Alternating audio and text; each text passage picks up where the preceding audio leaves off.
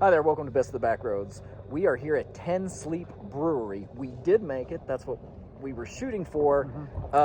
When we got up early, it's what I promised Chris, and it's exactly what happened.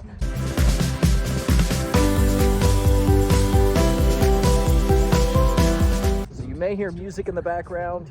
We've already had our brews, we're winding down. We had a long day riding, and we're going to over 200 miles. And we're going to talk about it right now. So I guess the first thing is, how'd you sleep last night? Because it was a storm. It was a storm. It was cold, and it rained a couple of times last night, and with a combination worried about the bears as well. But no bear sightings. We did not hear one. We were perfectly safe. But we did get up early in the morning and head downhill, and I think we went about 20 miles, 25 miles, something like that, into Landry. And when there we got McDonald's, which was our first commercial food in a while, right? I think. Because we knew we had a lot of miles to cover, and it takes time to fire up the stoves and boil water and then clean up afterwards. So it's just quicker just to load the bikes and head on to Lander and pick up food and fuel there real quick, and hot coffee. Fresh hot coffee, not freeze-dried coffee. Right. So that's what we did. But then pretty quickly we got on the bikes and hammered it today.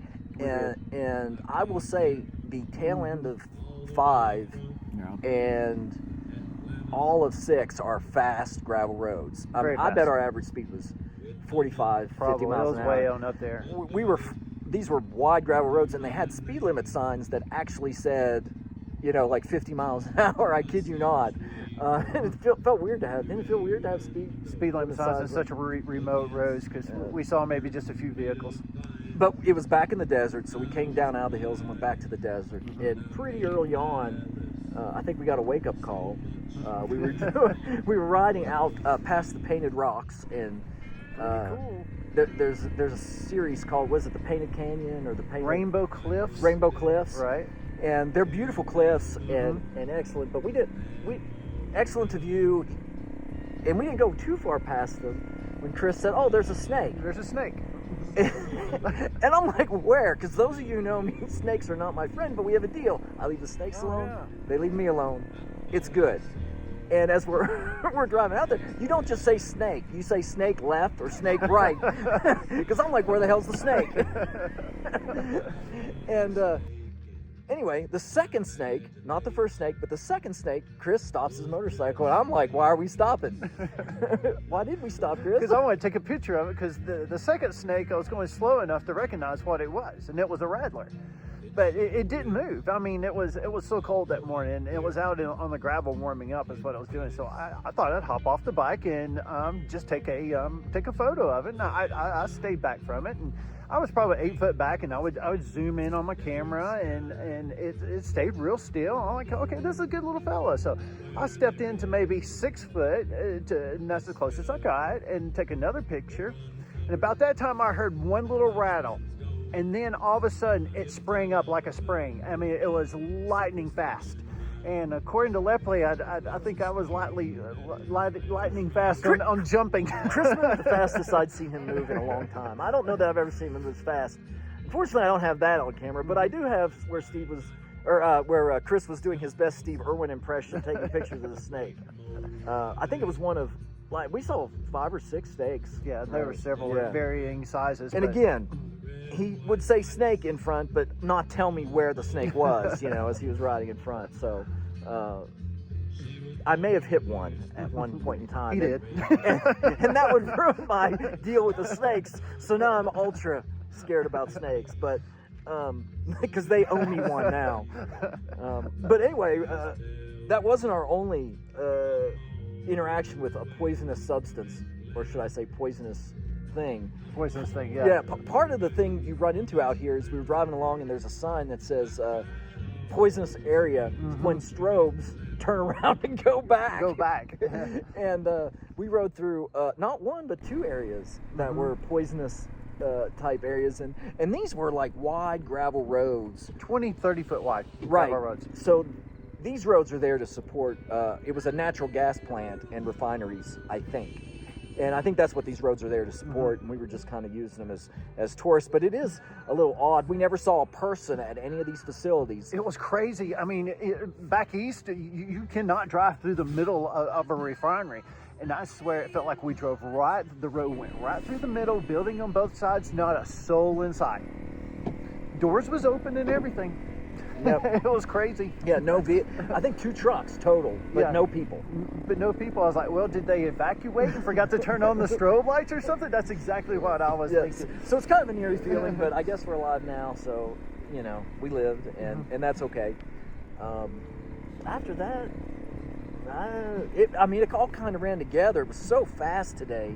We finished Section 5 up pretty quick, and what's the name of the town it ended at? Shoshone.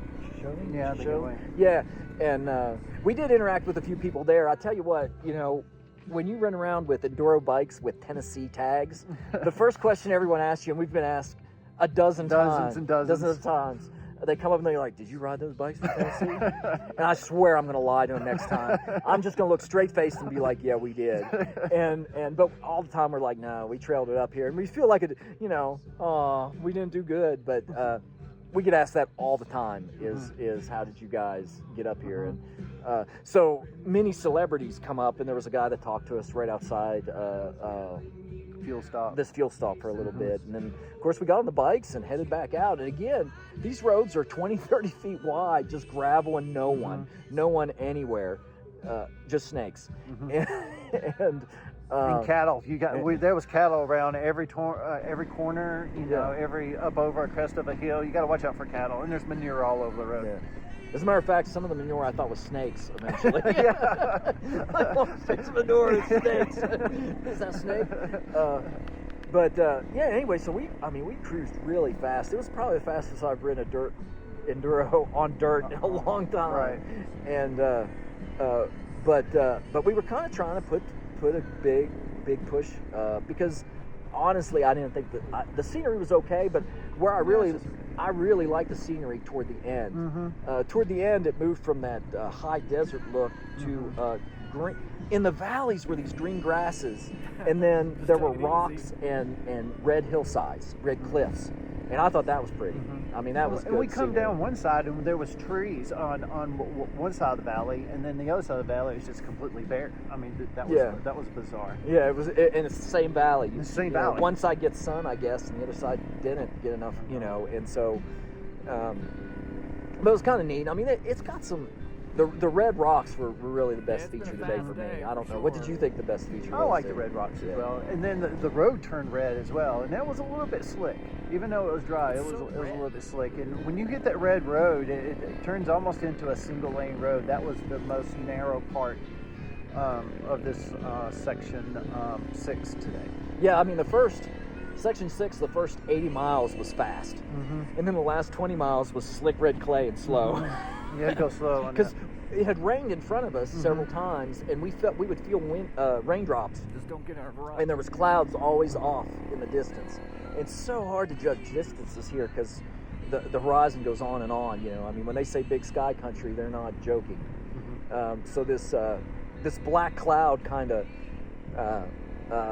threatened us with rain all the way into Tinsley. Yeah, but it sprinkled on us just a little. But it never just let loose. Never let loose. And we actually rolled into Tinsley pretty early, maybe 3:30, 4 o'clock. Cool little town. Yeah, super cool little Yeah, town. I think it's a climbing town for climbers. Right, and we pulled in there, and do you remember the name of the place we ate at? Anyway, I had a delicious sandwich. Burgers. Yeah, Yeah, good. they had good burgers and some onion rings and a drink, and it was great not to have to eat a freeze-dried meal again. Yeah. And I think I'm an every other day freeze-dried meal person at this point in my life. I mean, I remember I ate them a lot when I camped a lot, but and we're not eating regular meals. It's just wherever we can find time to kind of eat. I mean, it's kind of bizarre because sometimes we'll skip breakfast or skip lunch, or we haven't skipped dinner yet, but we might skip for breakfast or lunch. Yeah, and but we had that, and then we found this place, and it's actually a brewery with camping. So it's kind of neat. I mean, and that's what we're here to do. We had to, take care of business and set our tents up. get some showers, and have a few brews before we did this. That's why it's dark and the lighting's not the best. But in reality, today was a ride fest. I mean, we just put the throttle to it, and you know, it wasn't technical riding at all. No. I mean, it was just fast gravel, and I've never really ridden like that. Have you? Yeah, not as long as stretches. I mean, if you're a really good rider, I mean, you can really hammer on these roads because there's nobody around, and you can see for miles and miles. Yeah, and so I don't know that this has not been my. I think early section 5 has been my favorite so far. Definitely. But you know, late section 5, late and 6, I just ride them.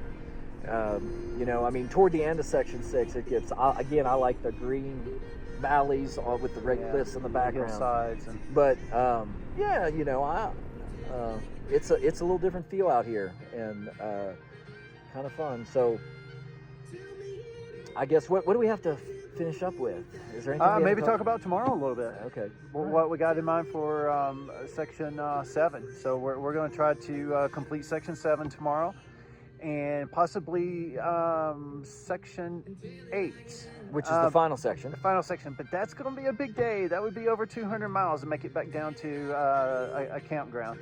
So we may not do that. So we'll kind of wait till we complete section 7, and we will evaluate the situation from there. But I expect us to get through section 7 fairly early. So yeah, don't know what we're going to do. Just see how we feel. Neither one of us, I think, are interested in pushing hard tomorrow. We'll get up and start early, but we're not interested in like hammering like we did today. I don't think. No. I mean, you only have one of those days in you, and then you're kind of like, oh, you know, that was fun. It almost felt like a race when we were down through there. I mean, but so it was fun in its own way. And it was a lot of riding. We're all in good spirits, and so I guess we'll see you on the road. I'm gonna give it a wave.